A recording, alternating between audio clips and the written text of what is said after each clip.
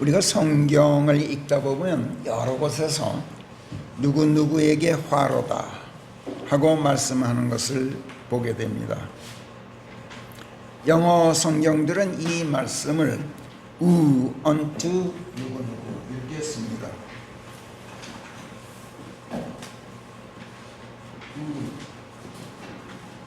unto 누구누구 이렇게 표기하는 게 보통인데, 이것을 우리말 역본들이 지금까지 누구누구에게 화가 있으라 라고 옮겨서 마치 누구를 저주하는 말인 것처럼 오해하게 만들었죠. 그런데 그런 말씀이 아닙니다. 이 말씀은 어떤 사람에게 불행이 닥칠 것을 내다보고 큰일 났구나 하고 우려를 나타내는 말씀이면서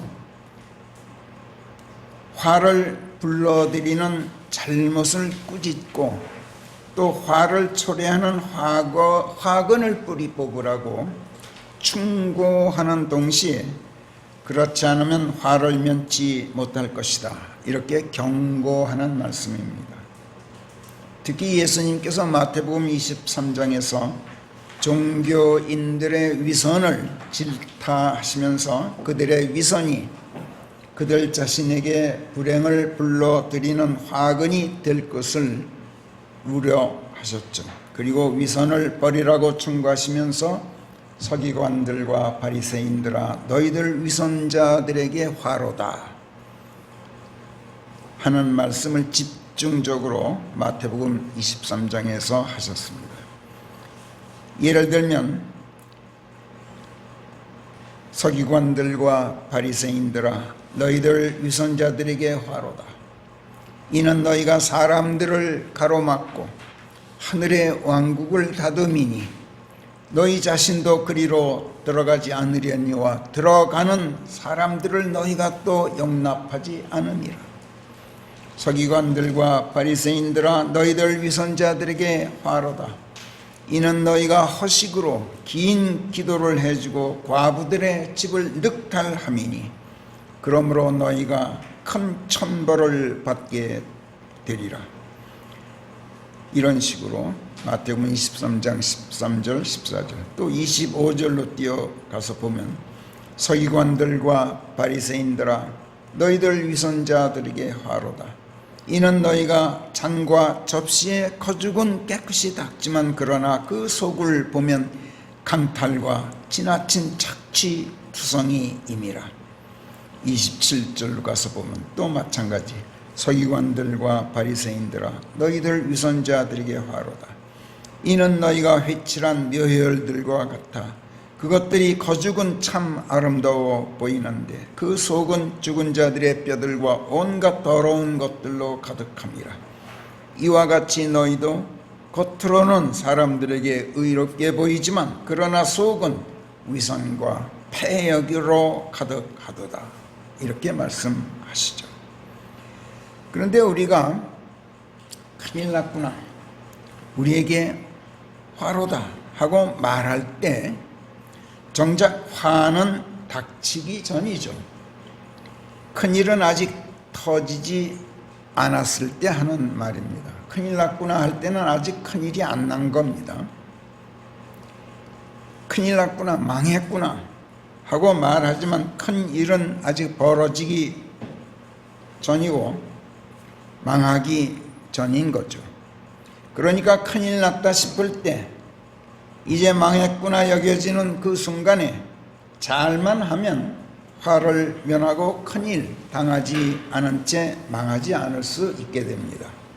그래서 성경에서 누구누구에게 화로다 하는 말씀은 누구를 저주하는 말이 아니라 우려를 나타내면서 질책하는 것이고 또 화근을 뿌리 뽑으라는 충고이고 그렇지 않으면 불행하게 되리라는 경고인 것입니다. 이사야서 10장에도 보면 1절부터 6절까지 이사야 선지자가 다음과 같이 하나님의 말씀을 전합니다. 제가 읽겠습니다. 의롭지 못한 법령들을 포고하고 가혹한 법령을 제정하여 방을 써 붙이는 자들에게 화로다. 과부들을 저희들의 보응으로 삼고 아비 없는 자들을 등쳐먹으려고 법도에서 떠나 그 곤궁한 자들을 외면하고 내 백성의 가난한 자들에게서 권리를 빼앗으려고 하는 자들에게 화로다. 주께서 찾아오시는 날 먼 데서 들이닥칠 폐허 속에서 너희가 어찌 하려고 그러느냐? 너희가 누구한테 도망가서 도움을 청할 참이냐? 또 너희 영화를 어디에 버려두고 갈 참이냐? 나 없이는 저들이 죄수들 밑으로 몸을 굽히게 될 것이요 죽임 당한 자들 아래로 떨어지게 되리라 하시느니라.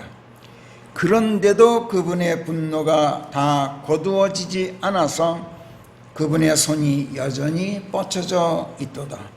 오 아시리야, 이는 내 분노의 막대기요 그들의 손에 있는 지팡이는 내 의분이니라.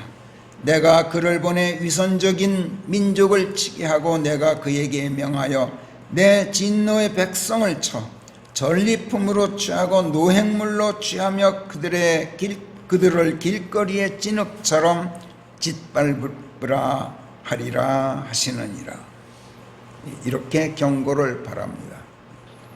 읽다 보면 마치 현재 우리나라 정부 권력자들에게 꼭 들어맞는 경고의 말씀으로 들리죠. 이 대목을 읽으면서 우리가 한 가지 깊이 유념할 점이 있습니다. 화를 당해야 할 자들은 당연히 여기서 언급하고 있는 악한 권력자들입니다.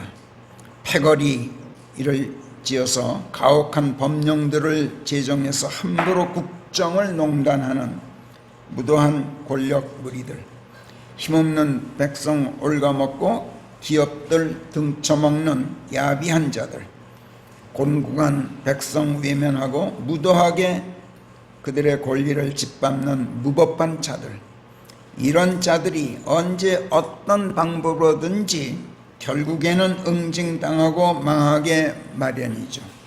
그렇기 때문에 그런 자들에게 화로다 하고 질타하고 우려를 나타내면서 충고하고 경고를 보내야 옳습니다.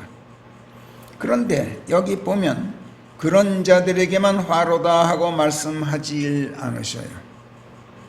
하나님께서 아시리아 같은 타국의 외부 세력을 당신의 막대기로 사용하시고 지팡이로 사용해서 당신의 분노와 의분을 표출하시는데, 그런 악한 무리들만 골라서 멸절시키고자 하시는 게 아니라 그 민족을 치게 하고 백성을 치게 하겠다, 아시리아로 하여금. 이렇게 경고하셔요. 지금 이 백성은 악하고 야비한 권력자들의 늑탈당한 불쌍한 피해자들입니다. 그런데 그 가련한 백성을 치시겠다니 왜 그러실까요? 6절에 보면 그 민족이라는 말에 위선적이라는 수식어가 붙어 있는 걸 보게 됩니다. 또 그 백성을 내 진노의 백성 이렇게 부르고 계신 것을 우리가 봅니다. 여기서 우리가 답을 찾을 수 있죠. 백성이 위선적이어서 하나님께서 진노하며 꾸짖기 때문에 그 백성에게 화가 미칠까 봐 지금 이사야 선지자가 우려하고 경고를 바라고 있는 겁니다. 모든 권력은 위로부터 나옵니다. 로마서 13장 1절은 있어야 할 권력들은 하나님께서 세우신 것인즉 하나님께로부터 나오지 않는 권력은 없다, 이렇게 선언합니다. 그렇다면 저 북한의 무도하기 짝없는 군사독재 권력자들은 말할 것도 없고 하는 말마다 거짓말이고 하는 짓마다 백성의 삶을 어렵게 만들고 또 하는 일마다 나라를 망가뜨리는 정책을 세우기만 하는 현재 이 나라 남녘 땅의 저 야비한 자들, 그들을 왜 하나님께서 그 자리에 앉히셨을까 하는 의문이 생기죠. 이사야서 10장 말씀들대로라면 첫째는 백성이 위선적이어서 그래요. 그래서 하나님께서 진노하셔서 백성의 그 위선에 대한 응보로 악한 자들을 세우시기 때문에 그런 거예요. 둘째도 백성이 위선적이기 때문에 스스로 악한 자들을 떠받들게 만드시는 거예요.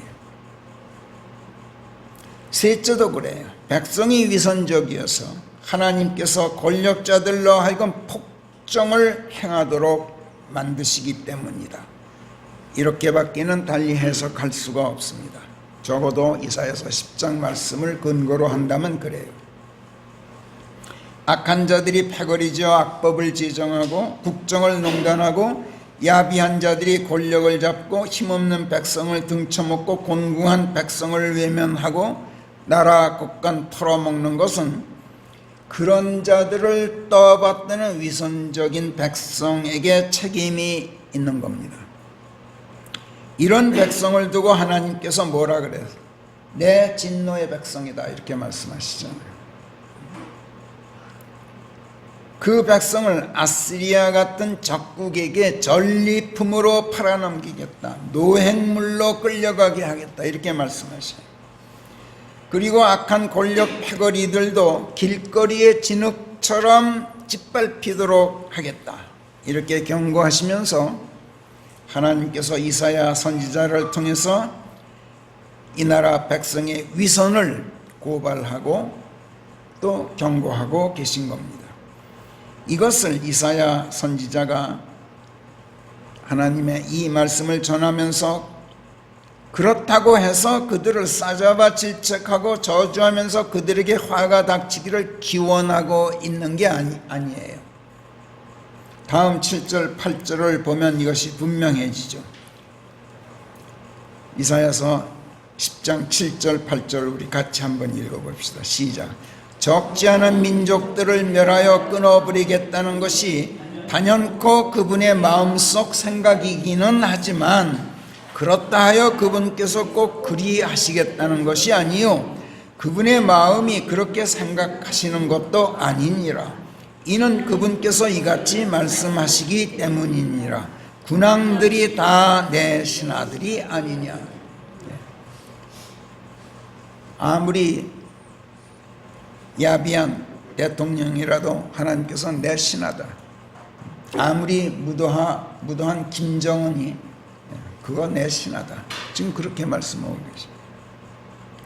폭정을 자행하는 나라 권력자들이 학정을 베풀고 그래서 못 살겠다고 백성이 아우성 치는데 그러면서도 그런 자들을 뽑아 권력의 자리에 앉히는 백성의 위선을 생각하면 당장이라도 멸절시켜버리고 싶은 것이 하나님의 생각이에요. 그러나 그렇다고 해서 하나님께서 꼭 그리 하시겠다고 작심하신 것은 아니다. 이렇게 이사야 선지자가 말씀을 전하고 있어요. 악한 권력자들도 하나님께서 세우신 하나님의 신하들이고 위선적인 민족도 하나님을 노여우시게 만드는 진노의 백성이기는 하지만 그래도 하나님의 백성이고 보면 어떻게 해서든 그들이 생각을 고쳐먹고 바른 길을 걷도록 회개시키고 위선을 버리게 하고 싶은 것, 이것이 하나님의 생각이라는 거예요. 그래서 하나님께서 아시리아 같은 적국을 동원해서 이스라엘을 치고 민족들을 쳐서 당신의 분노를 나타내 보이기는 하실지언정 아예 멸절시켜 버리시겠다는 것은 아니라는 얘기예요. 그래서 화로다 하고 경고를 보내고 계신 것이고 경고에도 불구하고 돌이키지 않을까 걱정을 하시면서 우려를 나타내고 계신 것이고 큰일 났구나 하고 걱정하고 계신 겁니다. 그러나 앞에서 말씀드렸듯이 아직 큰일은 벌어지지 않았고 아직 화는 닥치지 않았습니다. 지금이라도 잘만 하면 얼마든지 화를 면하고 큰일 당하지 않고 망하지 않을 수가 있는 거죠. 잘만 하면 화를 면할 수 있다는 것은 화근을 없애면 불행을 막고 망하지 않을 수 있다는 얘기예요. 화근을 없애면. 이것은 국가나 민족도 그렇고 기업이나 가정도 그렇고 교회나 개인도 마찬가지입니다. 나라가 망하고 백성이 도탄에 빠지는 것이나 기업이 망하고 가정이 파탄나는 것이나 교회가 타락하고 개인이 불행해지는 것, 이거 다 화근을 없애지 않기 때문에 그래요. 그리고 화근을 없애지 않는 것은 화근을 몰라서가 아니에요. 뻔히 알면서도 손을 쓰지 않기 때문에 그래요. 어떤 화도 갑자기 닥치는 법은 없어요. 어떤 화도 사전에 조짐을 보이는 법이어서 불행을 막을 수 있는 시간을 주게 마련이에요. 일부러 망하려고 작정한 게 아닌 한 그래요. 일부러 망하려고 작정한 게 아닌 한 조짐이 보일 때 손을 써서 사전에 화근을 뿌리 뽑기만 하면 절대로 망하지 않아요. 지난 시간에도 말씀드렸습니다만 이스라엘 역사를 보면 출애굽 이후 오늘에 이르기까지 이스라엘 민족을 가장 많이 가장 끈질기게 괴롭혀 온 족속이 필리스티아인들이죠. 창세기 10장에 보면 필리스티아인들은 함의 자손 미즈라임, 즉 이집트인들에게서 파생되어 나온 족속이에요. 성경이 카나안이라고 통칭하는 팔레스타인 땅, 서안 지구, 북으로는 투로에서부터 남으로는 가자 지구에 이르기까지 퍼져 살고 있는 족속이죠. 또 카나안 족속들 가운데서 가장 강력한 세력을 형성하고 있는 가운데 오늘에 이르기까지 존속해오고 있는 족속이에요. 옛 카나안 땅을 팔레스타인이라고 부르고 있는 것만 보아도 역사적으로 필리스티아인들이 그 땅에서 얼마나 주도 세력이었던가를 우리가 충분히 알 수 있어요. 팔레스타인은 필리스티아라는 이름에서 나온 거예요. 우리나라에서 기독교라는 이름의 종교교회에 다니는 사람들이 필리스티아를 블레셋이라고 부르는 우리말 개혁본 때문에 그 말에 귀가 익어서 오늘날까지 이스라엘과 끊임없는 갈등을 일으키면서 분쟁을 하고 있는 가자 지구의 팔레스타인인들이 바로 이 필리스티아인들이라는 것을 아는 사람이 별로 없게 되었어요. 블레셋은 딴 엉뚱한 팔레스타인과는 상관없는 엉뚱한 민족인 것처럼 이렇게 생각하게 됐단 말이에요. 그들을 블레셋이라고 부르는 것은 로마 가톨릭 교회 라틴어 경전을 따른 발음이에요. 거기는 그렇게 돼 있어요. 오늘날 팔레스타인을 블레셋이라고 부르는 것은 한국어 개혁본밖에 없어요. 흥미롭게도 우리나라 가톨릭 교회가 사용하는 역본을 보니까 필리스티아를 필리스티아라고 부르고 있지, 고쳐서 부르고 있지, 그들도 옛날 라틴어 경전대로 블레셋이라고 부르고 있질 않아요, 오늘날. 근데 개신교회가 사용하는 개혁본은 아직도 블레셋이에요. 한글 킹제임스 성경이라는 타이틀을 붙인 것도 블레셋이라고 하고 있는 것을 제가 봤어요. 로마 가톨릭은 여러분이 잘 알다시피 초대교회 시대의 순수한 그리스도 신앙을 집어삼킨 다음에 온갖 잔악하고 야비한 짓으로 순수한 성경적 그리스도 신앙을 박해하고 수많은 그리스도인들을 살해했는데, 그러고도 모자라서 그리스도 신앙을 종교화시키고 그들의 우상 숭배 종교를 따르게 만들고 더러운 창녀짓을 따라하게 만든 사탄 종교 집단이에요.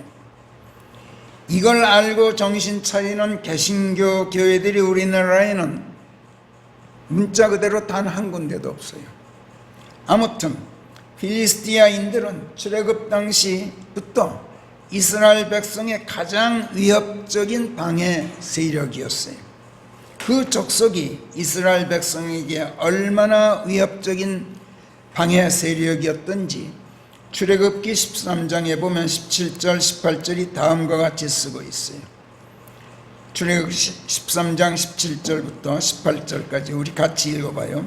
이런 일이 있었나니 곧 파라오가 백성을 놓아 보냈을 때 필리스티아인들의 땅을 밟고 가는 것이 지름길이었음에도 불구하고 주께서 말씀하시기를 혹시라도 백성이 전쟁을 보게 되면 후회하고 이집트로 되돌아갈까 걱정된다 하시면서 그들을 그 길로 가지 못하게 하신 것인즉 그 대신 하나님께서는 홍해의 광야길로 우회하여 백성을 인도하셨던 것이라.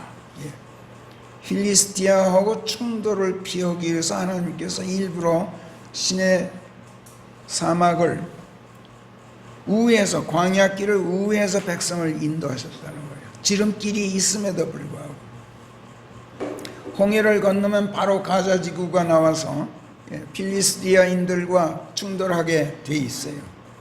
그게 우려되어서 하나님께서 백성을 빙 둘러서 40년 동안이나 사막에서 광야에서 방황하게 만드셨어요.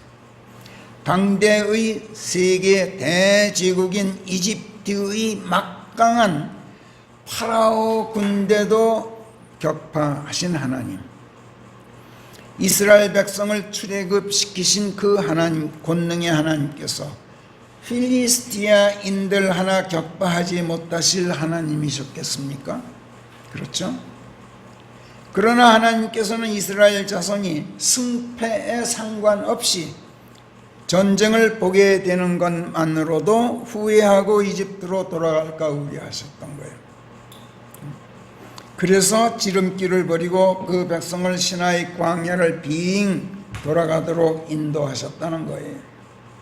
심지어 하나님께서도 불행한 사태가 벌어지기 전에 화근을 없애셨던 거예요. 그러나 이스라엘 백성이 일단 가나안 땅에 들어가고 나서는 필리스티아인들과의 충돌은 불가피한 것이었죠. 피할 수가 없는 일이었어요. 그러나 이미 그 땅에 들어가고 나서 이집트로 돌아가는 불행한 사태는 일어날 수가 없죠. 화근을 이미 없앤 거예요. 가나안 땅으로 들어간 이후 그 땅을 분할해서 지파별로 12지파가 정착한 뒤에 판관기 시대에 접어들게 됩니다. 그런데 이 판관기 시대에 접어들어서도 우리가 잘 아는 저 유명한 삼손 이야기, 삼손 이야기는 필리스티아인들과 싸운 이야기예요. 삼손이 그 족속과 싸워서 끝내는 패배하게 되죠. 이것도 가자지구의 팔레스타인 창녀 들릴라라는 여인이 화근이 되어서 그랬어요. 그 화근을 미리 없앴더라면 삼손이 그런 불행을 당할 이가 없었겠죠. 판관기 시대가 끝납니다. 왕국 시대로 접어듭니다. 그 뒤에도 우리가 잘 아는 유명한 이야기들 중 하나가 이른바 골리앗과 다윗의 싸움 이야기입니다. 이 골리앗이 또 누굽니까? 필리스티아인 장수였어요. 유다 왕국의 초대왕 사울, 그리고 요나단을 비롯한 사울의 아들들, 필리스티아인들과의 싸움에서 패배하고 다 몰살당했어요.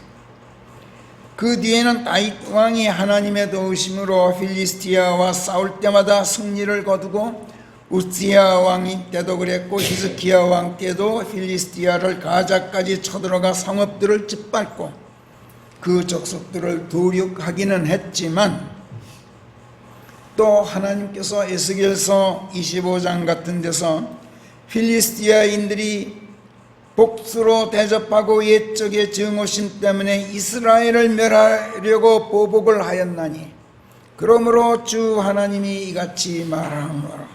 보라, 내가 필리스티아인들 위에 내 손을 뻗으리니 내가 크렛인들을 끊어버릴 것이요. 크렛은 이제 필리스티아인들이 거주하고 있는 성읍 이름이에요. 해변에 남은 자들을 멸하겠노라. 그 서한지구 지중해 연안이죠.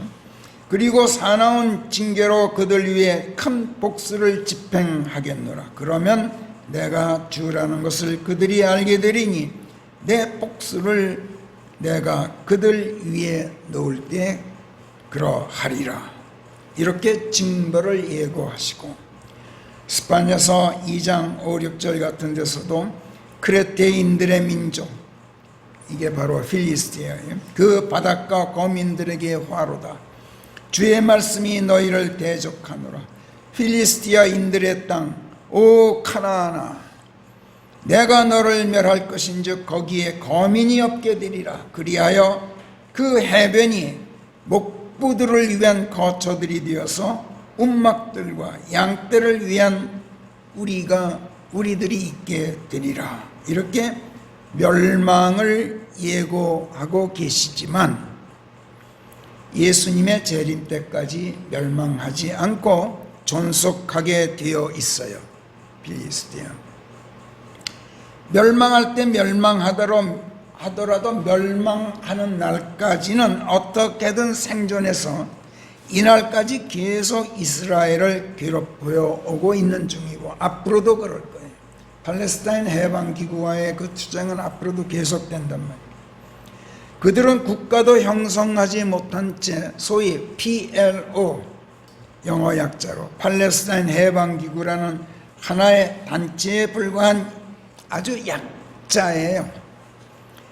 그래서 오늘날 필리스티아인들은 이스라엘의 적수가 될 수가 없어요. 그런데도 멸망하지 않아요. 존속하고 있어요. 그 배후에는 물론 눈에 보이지 않게 작용하는 하나님의 손이 있기 때문이겠죠. 그렇지만 하나님의 손이 보이지 않게 작용해서 그들에게 화로다, 너희에게 화로다 하시면서 우려를 나타내시고 경고를 바라고 충고하시기 때문에 필리스티아인들이 항상 큰일 났구나 하고 그들 나름대로 그때그때 화근을 없애기 때문이라는 암시를 우리가 성경에서 찾아낼 수가 있어요. 하나님께서 필리스티아인들에게도 우려를 나타내시고 너희에게 화로다 이렇게 경고를 보내주신단 말이에요. 한 예로 사무엘기상 4장에 보면 판관기 시대 말년에 이제 선지자 사무엘이 판관으로 이스라엘을 다스리고 있을 때였는데 필리스티아인들과 충돌할 때마다 싸울 때마다 이스라엘이 연전연패해요. 수많은 장정들이 목숨을 잃고 필리스티아인들에게 당하고만 있었어요.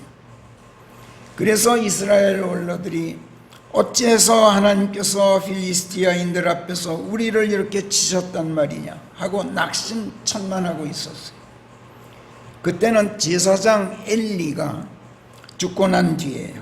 그의 망나니 두 아들이 제사장직으로 있으면서 하나님의 언약궤를 실로의 성막에 모셔두고 있을 때였죠.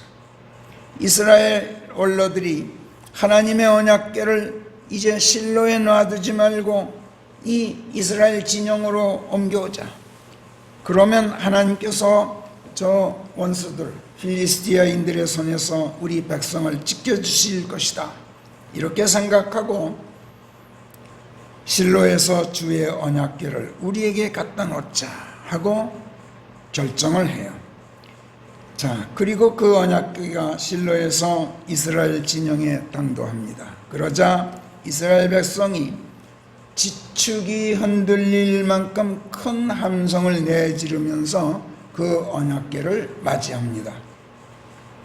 그러자 필리스티아인들이 그 요란한 함성 소리를 듣고 대체 이게 무슨 소리냐 하고 동요합니다. 그리고 하나님의 언약궤가 이스라엘 진영 내에 들어왔다는 것을 나중에 알고 겁을 잔뜩 집어먹죠. 그리고 하는 말, 하나님이 진영 안에 들어왔다. 우리에게 화로다. 누가 이 막강한 신들의 손에서, 그들은 우상 숭배자들이기 때문에 한 분 하나님 밑에 여러 신이 있는 걸로 알고 있었어요. 누가 이 막강한 신들의 손에서 우리를 건져줄 것인가? 이들은 광야에서 온갖 재앙들로 이집트인들을 쳤던 그 신들이로다 하고 우려를 나타냈어요. 큰일 났구나. 우리에게 화로다. 이제 우리가 망했다 하면서 사색이 되었어요. 그러나 앞에서 말씀했듯이 이거 큰일 났구나. 우리에게 화로다. 이제 우리가 망했다 할 때는 아직 큰일은 일어나기 전이에요. 이제부터라도 화근을 없애기만 하면 얼마든지 화를 면할 수 있는 상황이란 말이에요.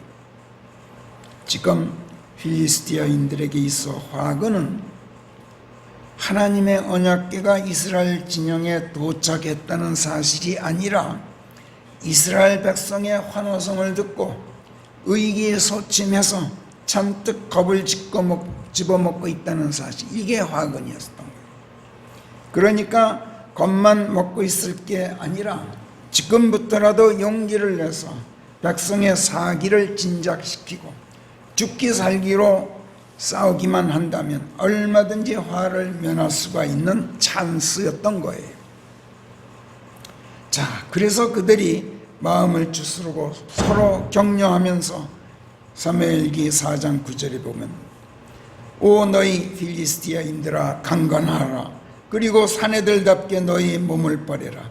그래야 지금까지 너희에게 종들이었던 것처럼 너희가 히브리 사람들의 종이 되지 않느니라. 이렇게 힘을 북돋으면서 용기를 냅니다. 그리고 필리스티아인들이 나와 싸워 이스라엘에 패배를 안기게 돼요. 대학살을 벌여서 3만 명이나 되는 대병력을 쓰러뜨렸을 뿐만 아니라 하나님의 언약궤까지 뺏어갔어요. 이스라엘에 참 씻지 못할 커다란 수모를 안겨주었어요.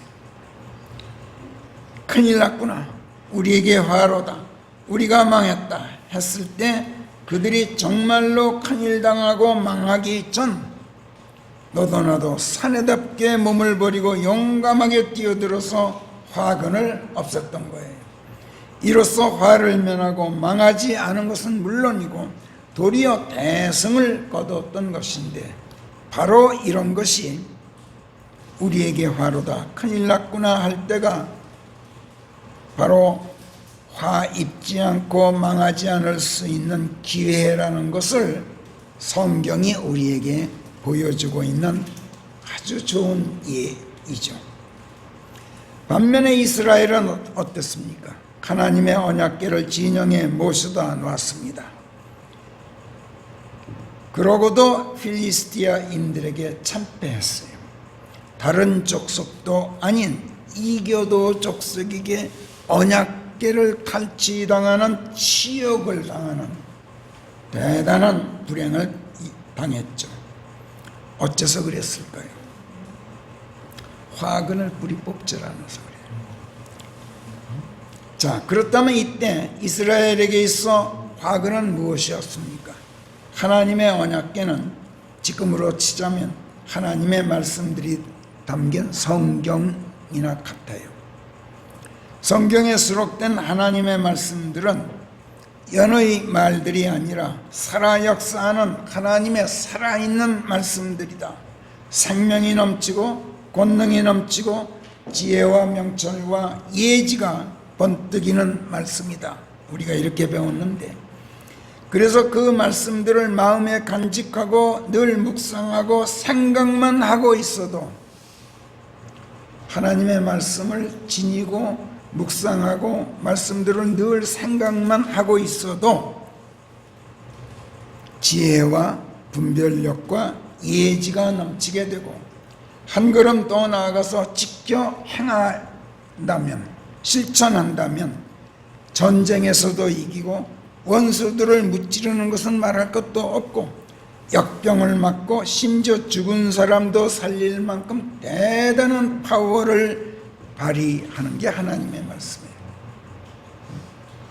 내가 지켜 행하지 못하더라도 말씀을 간직하고 그 말씀을 생각만 해도 나에게 지혜를 쏟아 부어주고 명철과 예지를 부어준다는 말이에요. 그러나 한 걸음 더 나가서 실천하면 이때는 전쟁에서도 이기고 어떤 불행도 막는 대단한 파워를 발휘하게 되어 있는 게 하나님의 말씀이에요. 왜 그럴까요? 그럴 수밖에 없는 것이 성경에 담긴 하나님의 말씀들은 하나님의 영이시고 그리스도의 영이시기 때문에 하늘에 계신 예수께서 땅에 임하여 계신 것이고 하나님의 임재하심 그 자체가 바로 하나님의 말씀들이기 때문에 그래요. 믿거나 말거나 이것은 하나의 신비라고 말할 수 있어요. 체험해본 사람은 알아요. 이거를 살아 역사하는 하나님의 신비로운 파워를 체험하는 사람, 해본 사람은 그 대단한 파워를 안단 말이에요. 그러나 아무리 놀라운 권능과 지혜와 명철과 예지가 넘치더라도 하나님의 언약궤를 모셔놓기만 하면 그건 금을 입힌 하나의 싯된 나무 상자에 불과해요. 아무 힘도 발휘하지 못하는 나무 상자에 지나질 않아요. 여호수아서 6장에서 이스라엘 자손이 여리고성을 어떻게 함락시켰는지 여러분 잘 기억하시죠? 무장한 장정들이 선두에 서서 전진합니다. 나팔을 든 제사장들이 그 뒤를 따르고 또 다른 제사장들이 언약궤를 메고 성도하는 가운데 후속 부대가 하나님의 궤를 따라갔어요. 그리고 성을 에워싸고 한 바퀴 돕니다. 그리고 진영으로 돌아와요. 여리고성은 굳게 닫힌 채 아무 일도 일어나질 않죠. 첫째 날도 그랬고 둘째 날도 그랬고 셋째 날, 여섯째 날까지 계속 그랬는데 아무 일도 벌어지질 않았어요. 그런데 일곱째 날에는 하나님께서 미리 지시해 놓으셨던 대로 새벽 일찍 일어나서 7바퀴를 돌면서 성읍을 7번 에워쌌는데 7바퀴째에 제사장들이 나팔을 불자 그것을 신호로 온 백성이 함성을 질렀어요. 그런데도 성문은 굳게 닫힌 채 아무 일도 벌어지질 않았죠. 그러자 다시 나팔을 불고 제사장들의 신호에 따라서 백성이 두 번째로 함성을 또 질러댔어요. 그러자 어떻게 됐습니까? 성벽이 와르르 무너졌어요. 하나님의 언약궤를 뒤따르는 백성이 큰 소리로 함성을 질렀다라는 것은 하나님의 이름을 불러 의탁했다는 뜻이고 하나님의 도우심을 청하면서 부르짖었다는 뜻이고 하나님의 약속을 믿고 용기 백배해서 죽기 살기로 싸울 각오를 다졌다는 뜻이에요. 하나님의 말씀을 언약궤 속에 넣어둔 채 닫아 놓지 않고 파워가 발휘될 수 있도록 하나님께 부르짖고 신뢰하고 의지했다는 말이에요. 하나님의 말씀이 아무리 신비롭고 막강한 힘을 지녔다 할지라도 닫아두면 무력하기 짝이 없어서 아무 쓸모가 없는 게 또 성경이에요. 이스라엘 자손이 필리스티아인들에게 연전연패해서 낙심천만한 가운데 용기를 잃고 의기소침하고 있던 사무엘기 4장에서 하나님의 언약궤를 실로에 사장시켜두지 않고 진영으로 옮겨온 것은 참 잘한 일이었어요. 그만큼 하나님의 말씀의 위력을 그들은 알고 있었던 거예요. 그만큼 하나님의 말씀을 신뢰하고 있었던 거예요. 그야말로 그들의 운명을 하나님의 말씀에 걸고 있었던 거예요. 그러나 그러면 무엇합니까? 진영에 모셔다 놓기만 하고 하나님의 이름을 불러 의탁하면서 부르짖지를 않았어요. 잠잡고 있었어요. 무슨 일이, 하나님께서 무슨 일인가 하시겠지 이러고 가만히 있었단 말이에요. 이것이 이스라엘 백성이 스스로 화를 불러들인 화근이었던 거예요. 하나님의 자녀들이라고 큰소리치는 그리스도인들이 화를 당하는 것 마찬가지예요. 화근을 없애지 않기 때문에 그래요.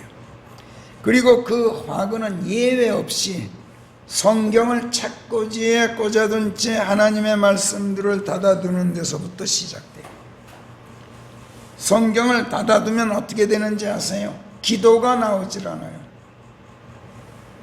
성경을 선반에 올려놓고만 있는 것은 그만큼 하나님을 신뢰하지 않고 있다는 증거예요.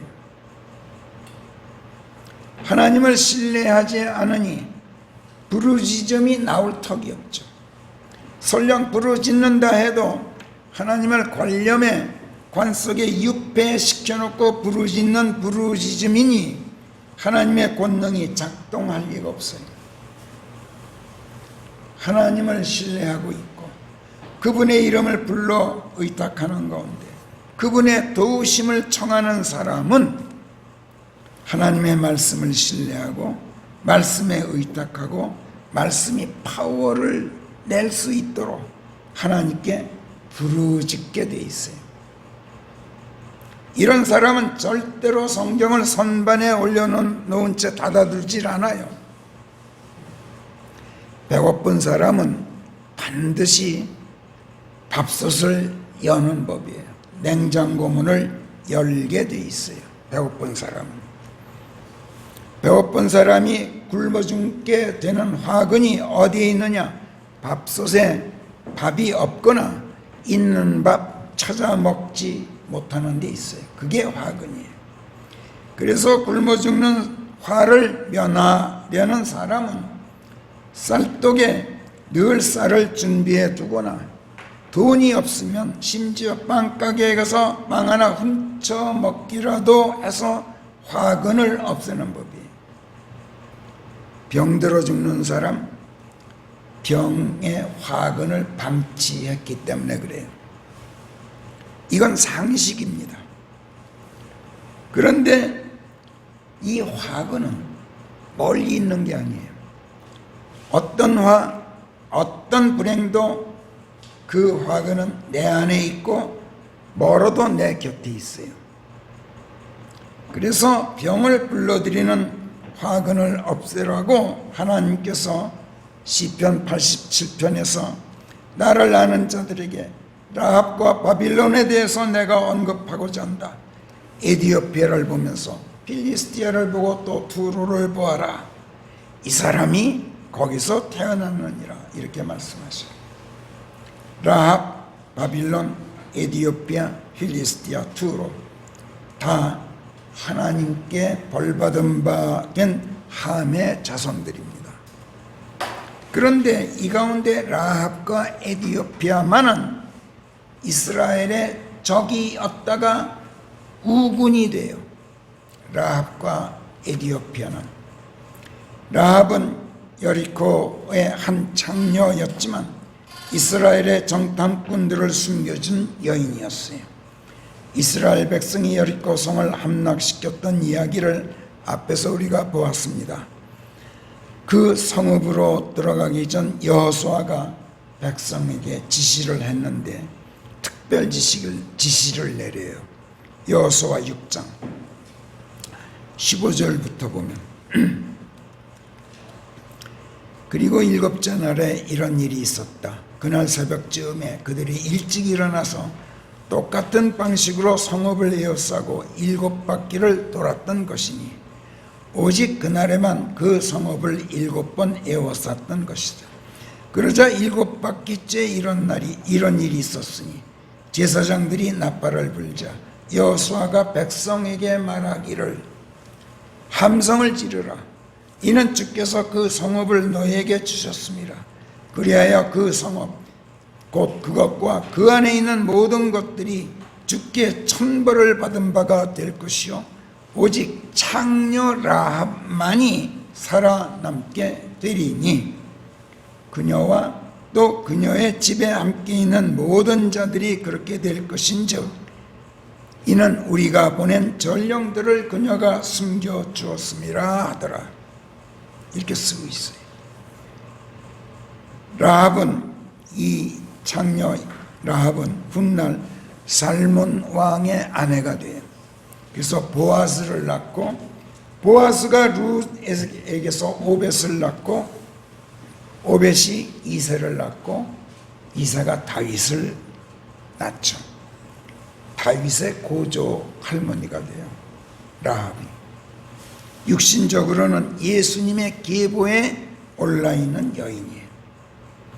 성령께서는 히브리서 11장 30절 31절에서 믿음 덕에 여리고 성벽들이 이래 동안 에워싸인 후에 무너져 내렸느니라. 믿음 덕에 창녀 라합은 믿지 않는 자들과 함께 멸망하지 않았나니, 이렇게 예찬하고 있어요. 그런가 하면 라합은 또 이 세상을 표상하는 이집트의 별칭이기도 해요. 이스라엘 백성이 이집트에서 400여 년 동안 노예 생활을 했지만, 그리고 출애굽 때 이집트 왕 파라오와 갈등이 심했지만, 아브라함 때부터 야곱 때에 이르기까지 히브리 민족이 기근으로 고생할 때마다 하나님께서 이스라엘을 피난 보냈던 곳이 이집트였어요.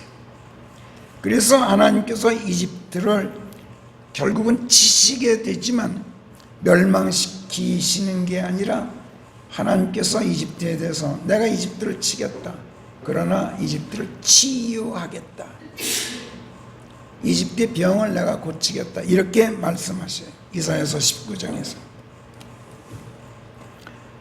19절부터 마지막 25절까지 제가 풀어서 한번 읽어보겠어요. 그리스도께서 재림하시면 이집트 땅 한복판에 하나의 제단이 주께 있게 될 텐데, 그것이 이집트 땅에서 주 하나님을 표징하는 징표가 되고 증거가 될 것이다. 그들이 압제자들 때문에 하나님께 부르짖게 되면 하나님께서 그들에게 한 구원자를 보내 그들을 건져내실 것이다. 22절 그런데 주께서 이집트를 치시리니 그것은 그분께서 이집트를 쳐 치유하시기 위함이다. 그들이 주께로 돌아오게 될 것인즉 그분께서 그들의 간구를 들으신 바 되어 그들을 치유하시게 되는 것이다. 그 날에는 아스리아인들이 이집트인들과 우위를 맺고 소통하는 가운데 함께 주를 섬기게 될 것이다. 그러면 이스라엘은 이집트와 아스리아와 더불어 셋째가 되어서 그 땅 한가운데 복이 있을 것이다. 만군의 주께서 그들을 복되게 하시는 것인즉 말씀하시기를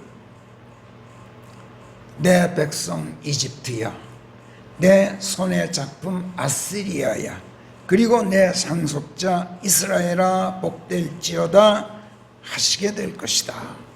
자, 이사야서 19장에 이렇게 쓰고 있어요.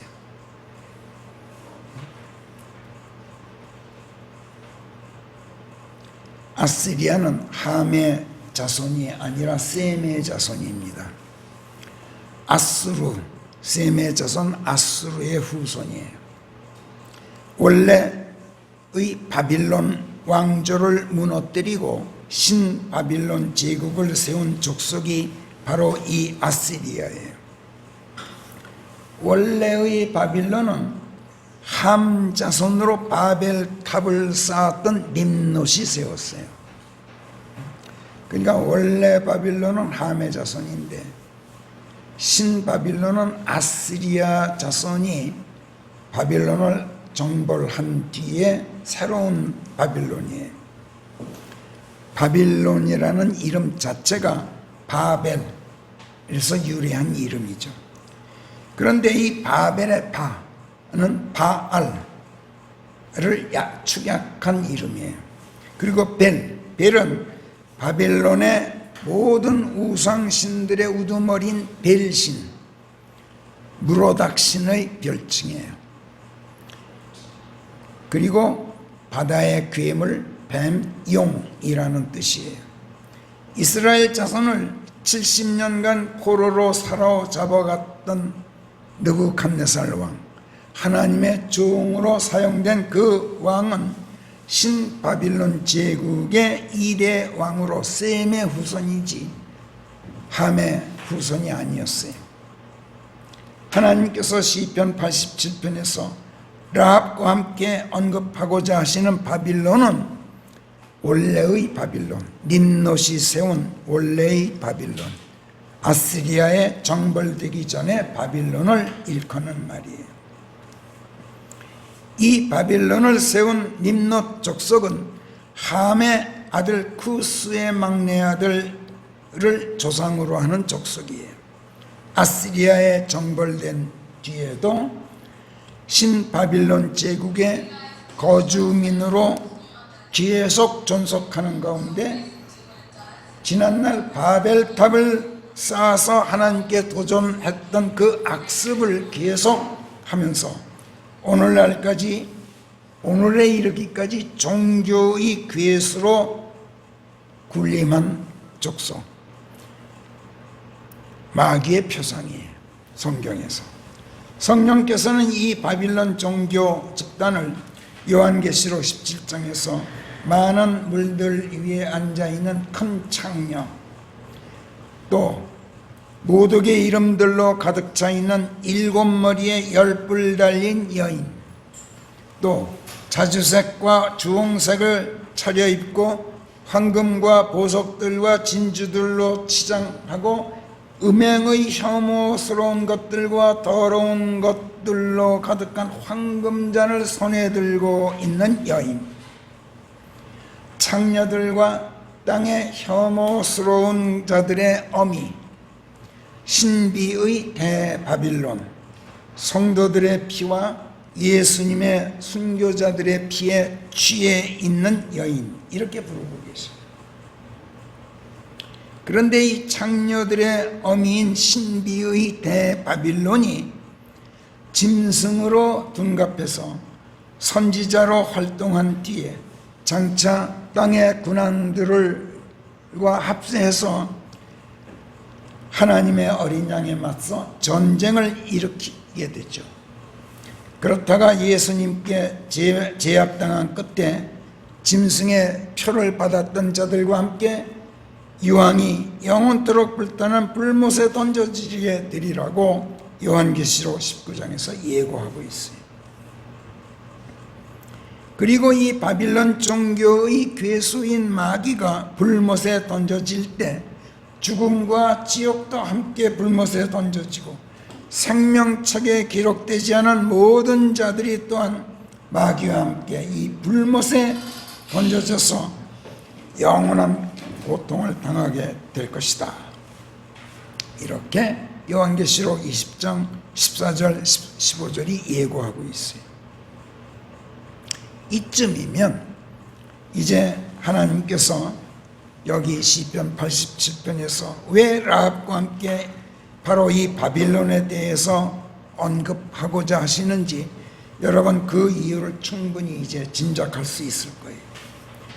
라합에 대해서는 앞서 이사야서 19장에서 우리가 이미 보았듯이 아시리아와 이스라엘과 함께 이미 언급하셨어요. 내 백성 이집트야, 내 손의 작품 아시리아야, 그리고 내 상속자 이스라엘아 복될지어다, 이렇게 이미 언급하셨어요.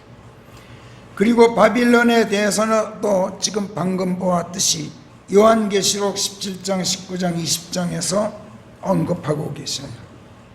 그러니까 하나님께서 말씀하고자 하시는 바는 내가 예수 그리스도를 머릿돌로 택해서 기초로 삼은 너희들 거룩한 산들아, 나 주가 야곱의 모든 거처들보다도 더 사랑하는 시온의 성문들인 너희들아, 오 하나님의 도성, 나의 사랑하는 교회들아, 너희를 두고 영광스러운 사실들이 이야기되고 있다마는 그러나 너희 안에는 라합과 함께 바빌론이 또 있느니라. 라합은 세상의 모형이지만 내가 이 세상을 쳐서 치유한 다음 내 백성으로 삼을 것이니 그녀가 너희 안에 있는 것은 괜찮다. 그러나 바빌론은 창녀들과 혐오스러운 자들의 어미인 마귀가 아니냐. 그녀가 음행의 혐오스러운 것들과 더러운 것들로 가득한 황금잔을 손에 들고 너희 왜 지금 군림하고 있지 않느냐. 성도들의 피와 순교자들의 피에 취한 가운데 너희 안에 지금 있지 않느냐. 이 사람이 너희 안에서 태어났다. 그러니 너희에게 화로다. 이렇게 지금 우려를 나타내시고 꾸짖고 계시고 화근을 없애라고 경고하시는 말씀인 거예요. 여기서 이 사람, 마귀를 의미해요. 성경은 종종 마귀를 사람이라고 지칭하죠. 예를 들면 에스겔서 28장에서 사탄의 표성인 투로에 대해서 언급하시면서 2절에서 네 마음이 높아져서 네가 말하기를 내가 바다 한가운데 하나님의 자리에 앉아 있으니 내가 신이다 하였느니라. 네가 네 마음을 하나님의 마음인 것처럼 자처하지만 아무리 그래 보았자 너는 사람이지 하나님이 아니니라. 이렇게 말씀하시죠. 너는 사람이다. 4절에서도 네 지혜와 네 명철을 가지고 네가 부를 얻었고 네 보고에 은금을 쌓았느니라. 너의 대단한 지혜와 네 교역으로 네가 네 부를 늘렸나니 네 재물 때문에 네 마음이 높아졌느니라. 그러므로 주 하나님이 말하노라. 네 마음이 하나님의 마음인 것처럼 네가 자처하였은즉 보라. 그러므로 내가 네 위에 타국인들을 데려오리니 민족들 중에서 무시무시한 자들 그들이 칼을 뽑아들고 네 지혜의 아름다움을 쳐서 그들이 네 눈부심을 더럽히게 되리라. 그들이 너를 구덩이로 끌어내릴 것인즉 네가 바다들 한가운데서 죽임당하는 자들의 죽음으로 죽게 되리라. 그런데도 내가 9절에서 그런데도 내가 너를 죽이는 그 앞에서 말하기를 나는 하나님이라 하겠느냐. 너를 죽이는 자의 손안에 있는 한 인간일 뿐 하나님이 아니니라. 이렇게 말씀합니다. 그러니까 마귀를 두고 하시는 말씀입니다. 그리고 이 사람 마귀, 창녀들의 어미가 교회 안에서 태어났다고 지적하고 계신 거예요. 기독교라는 이름의 바빌론 종교가 교회 안에서 만들어졌다는 건 상식이에요. 이 지적은 우리가 뿌리 뽑아야 할 화근은 우리 안에 둥지를 틀고 앉아있는 이 바빌론 종교 세력이라는 것을 가르쳐 주시는 충고예요. 또 이 화근을 없애지 않으면 많은 사람들이 종교화되어서 구원도 받지 못하고 생명책에 이름이 오르지도 못해서 장차 바빌론이 불못에 던져질 때 함께 던져지는 화를 초래할 것인즉 하루빨리 그 화근을 뿌리 뽑으라. 이렇게 경고하고 있는 말씀인 동시에 화근은 멀리 있는 게 아니다. 바로 우리 안에 있고 교회 안에 있다. 이렇게 가르쳐 주시는 말씀이에요. 많은 교회들이 이 말씀을 듣고 우리 안에는 라합은 있을지 모릅니다. 그러나 창녀들의 어미 바빌론은 절대로 없습니다 하고 말하겠죠. 이에 대해서 하나님께서 어떻게 대답하실까요? 그러냐?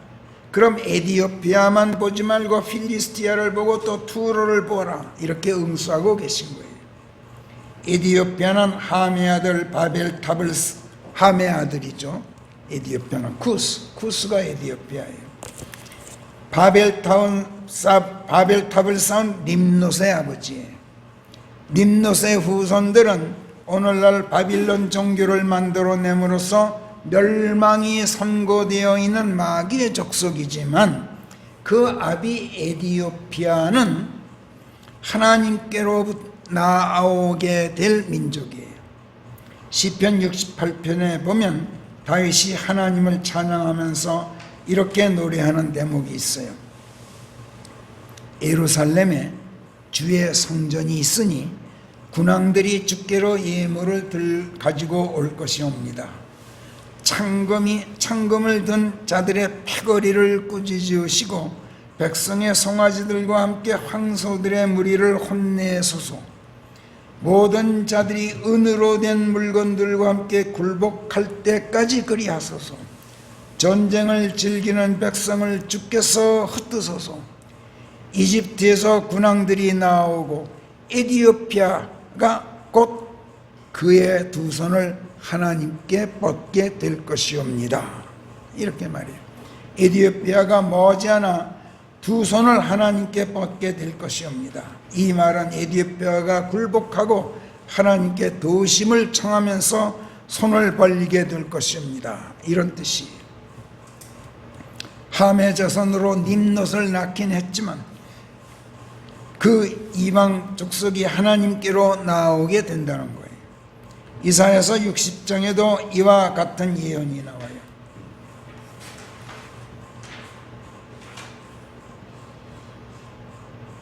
눈을 들어 사방을 둘러보아라. 저들이 너도 나도 다 함께 몰려들고 있나니 저들이 네게로 몰려들고 있는 것인즉 네 아들들이 멀리서 돌아올 것이요 네 딸들이 네 곁에서 보살핌을 받게 되리라.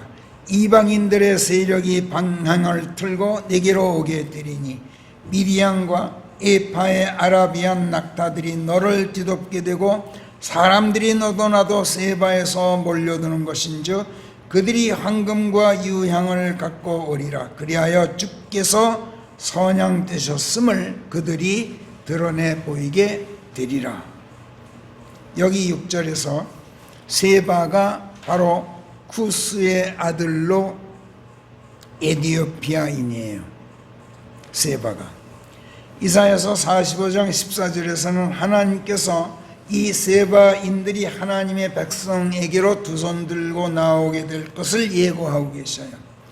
주가 이같이 말하노니 이집트가 수고하여 얻은 것과 에디오피아의 상품과 거인들인 세바인들의 상품이 내게로 넘어올 것이요 그들이 내 것이 되리니 그들이 네 뒤를 따르게 되리라. 여기서 너란 건 이스라엘을 말해요. 하나님의 백성. 그들이 사슬에 묶여 내게로 건너오리니 그들이 내 앞에 엎드리게 될 것이며 그들이 내게 탄원하게 되리니 말하기를 당신 안에 계신 분께서 하나님이신 것이 확실한즉 그 밖에는 다른 이가 없나니 다른 하나님은 그 어디에도 없나이다 하게 되리라. 이 예언대로 에디오피아는 하나님께로 나아왔습니다. 지금도 에디오피아는 성경을 쓰는 그리스도인들이 아프리카에서 가장 많은 나라죠. 사도행전 8장에서 하나님의 천사가 빌립에게 나타나 예루살렘에서 가자로 내려가는 사막길을 따라서 남쪽으로 가서 지금 병거에 앉아 성경을 읽으면서 에디오피아로 귀국하고 있는 에디오피아 여왕 간다케의 내시에게로 달려가라. 이렇게 명령을 해요. 빌립이 가자로 내려가는 길 남쪽으로 달려가요. 그리고 예수 그리스도를 증거했어요. 그 에디오피아 내시가 복음을 받아들이고 침례되어서 기뻐하면서 내려갔던 사건, 바로 에디오피아가 하나님께로 두 손 들고 나오게 되리라는 그 예언의 성취를 보여주는 한 단면이었어요. 자, 그럼 투로는 어떻습니까? 투로가 누구인가에 대해서는 지지난주에 이미 살펴봤기 때문에 오늘은 생략하겠어요. 그 다음 필리스티아. 필리스티아는 오늘날 팔레스타인이라고 불리는 가나안 족속의 총칭으로 성경에서 할례되지 못한 자들의 대명사로 불리는 족속이에요. 앞에서 보았습니다만 이스라엘 백성으로 하여금 멸하도록 명령하신 족속이 이 필리스티아예요. 그리고 그 이스라엘로 하여금 멸망시키라고 명령하신 함의 자손들을 열거하는 창세기 10장에 보면 함의 아들들은 쿠스와 미스라임과 푸시다 그리고 카나안이다. 쿠스의 아들들은 여차여차하다. 또 미스라임은 여차여차한 아들을 낳았는데 그 가운데 카슬루인에게서 파슬루인에게서 필리스티아인들이 파생되어 나왔다. 이런 말씀이 14절 가로 안에 나와요. 가로 안에. 그래서 필리스티아는 노아의 증손뻘이죠. 함의 손자뻘, 미스라임의 아들들 중 하나인 카슬루인에게서 파생되었으니까 필리스티아는 미스라임의 아들뻘, 즉 이집트의 아들뻘이에요. 이 필리스티아의 멸망에 대해서 성경은 여러 군데에서 예고하고 있어요. 이집트는 하나님께서 치유하셔요. 아시리아도 마찬가지예요. 이스라엘은 오히려 이집트와 아시리아 다음 세 번째라고 아까 이사야서 19장에서 말했죠. 근데 이 필리스티아는 하나님께서 결단코 끊어버리겠다고 예언해 놓으셨어요. 거기 예레미야서 47장 1절부터 4절까지 4절 제일 마지막에 보면 주께서 필리스티아인들을 모두 멸하실 것이라고 말씀하고 있어요. 또 에스겔서 25장 15절 16절이나 스파냐서 2장 4절 5절은 앞에서 이미 우리가 살펴봤어요. 에스겔서 28장에서는 사탄의 표상으로 언급하는 투로에 대해서도 우리가 이미 살펴봤어요. 바빌론은 어떻습니까? 바빌론은 성경에서도 신비라고 말해요. 신비. 원체 신비여서 바빌론이 교회 안에 둥지를 틀고 앉아 있는 거, 그 정체를 찾아내기가 굉장히 어렵다는 거예요. 그러나 필리스티아나 투로는 그 정체가 쉽게 드러나게 돼 있어요. 투로는 많은 화려한 건물을 과시하기 때문에 은밀할 수가 없어요. 숨을 수가 없어요.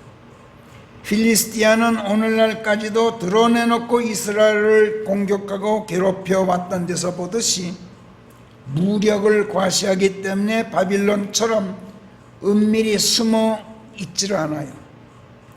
그러므로 하나님께서 너희 안에 바빌론이 없어? 그럼 필리스티아는 뭐냐? 투로는 뭐냐? 그거는 보이지? 그걸 봐라. 이렇게 말씀하고 계신 거예요. 바로 그들이 바빌론이고 바빌론이 눈에 보이게 나타나 보이는 것이 바로 투로이고 필리스티아다. 이렇게 하나님께서 말씀하시는 것이고 필리스티아와 투로가 너희에게 화를 불러들이는 화근이다. 그 화근 서둘러 뿌리 뽑으라. 이렇게 충고하시는 거예요. 서두에서 이미 말씀드렸습니다만 불행을 초래하는 화근이 어디 나라나 민족이나 기업이나 교회에만 있겠습니까? 불행을 초래하는 화근은 나 개인 안에도 있습니다. 나를 병들어 알아눕게 하는 것도 내 안에 있는 화근을 내가 없애지 않기 때문이고, 교통사고나 화재 같은 불의 사고로 불어닥치는 불행도 사실은 알고 보면 불의의 사고가 아니라 내 안에 있는 화근을 내가 없애지 않기 때문에 일어나는 사고예요. 나도 교통사고를 여러 번 내봤습니다만 돌아보면 결국은 내가 잘못했어. 그래서 화를 면하려면 화근을 없애야 돼요.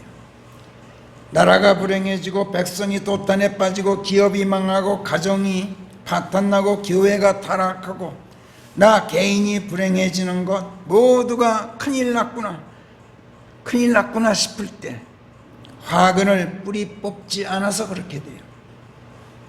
이건 평범한 진리이면서 상식이에요.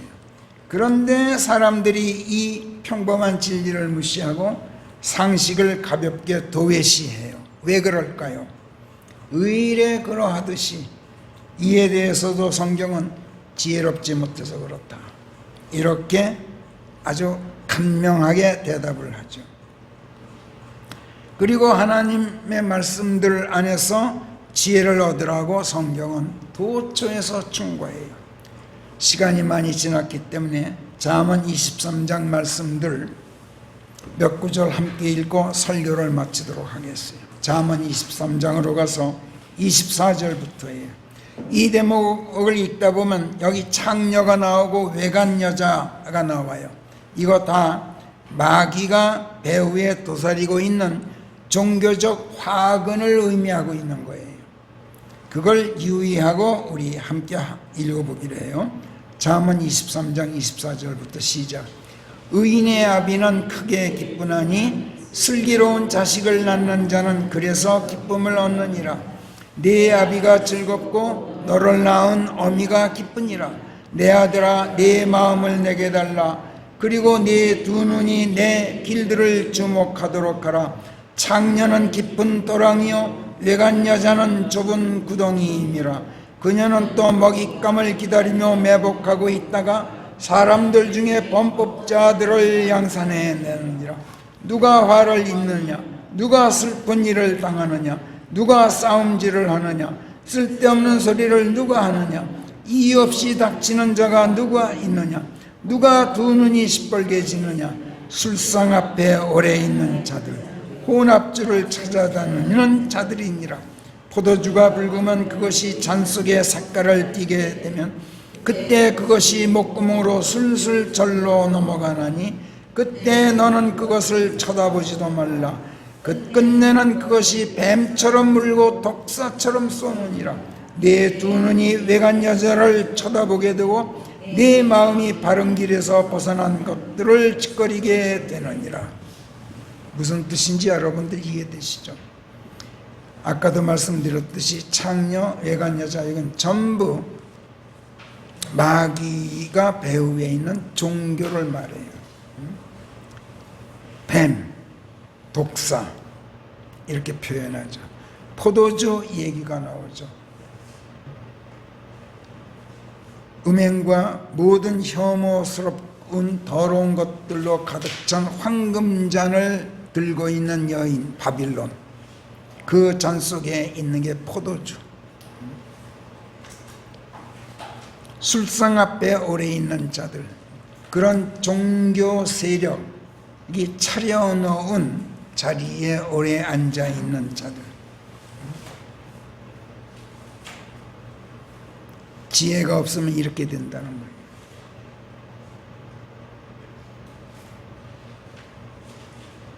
그래서 내 아들아, 네 마음을 내게 달라. 그리고 네 두 눈이 내 길들을 주목하도록 하라. 내게서 지혜를 배우라. 이런 말씀이죠. 기도하겠습니다. 하나님, 일찍이 종교인들을 질타하시면서 너희들 위선자들에게 화로다 하고 경고하시고 우려를 나타내신 하나님, 잔과 접시의 소흙을 먼저 닦으라. 그래야 그 거죽 또한 깨끗해진다 하신 그 말씀이 저희들을 두고 하신 말씀으로 저희 귀에 들립니다. 너희가 회칠한 묘혈들처럼 거죽은 아름다워 보여도 속은 죽은 자들의 뼈들과 온갖 더러운 것들로 가득한 것과 같이 너희가 겉으로는 의롭게 보이되 속은 위선과 패역으로 가득한즉 너희들 위선자들에게 화로다 하시는 이 말씀 앞에서 저희가 몸둘 바를 모르겠습니다. 하나님, 저희들 속에는 위선이 있고 패역으로 가득 차 있음을 시인하고 고백합니다. 화를 입기 전에 화근을 없애라 하신 그 가르침을 오늘 저희가 받았고, 모든 화근은 멀리 있는 것이 아니라 너희들 안에 있고 너희들 곁에 아주 가까이 있다 하신 말씀을 통해서 저희가 이 진리를 깨닫게 해 주셨으니 하나님, 화근을 찾아내고 지체 없이 뿌리 뽑아 버릴 수 있는 지혜, 그리고 용단이 저희 안에 늘 준비되어 있도록 해 주시옵소서. 그리고 그 지혜와 용단을 아버지 하나님의 말씀들 안에서 배우고 터득할 수 있도록 항상 눈앞에 성경이 펼쳐져 있는 삶을 저희에게 허락해 주시옵소서. 또 무슨 일이 있어도 저희 교회 안에는 바빌론 종교가 숨어 들어오지 않게 해주시고, 필리스티아와 투르를 보고도 그 화근을 없애지 못하는 이 어리석음에 저희가 매몰되어 있지 않도록 하나님, 저희들을 늘 흔들어 깨워 주시옵소서. 감사하고 우리 주 예수 그리스도의 이름 안에서 기도하옵나이다. 아멘.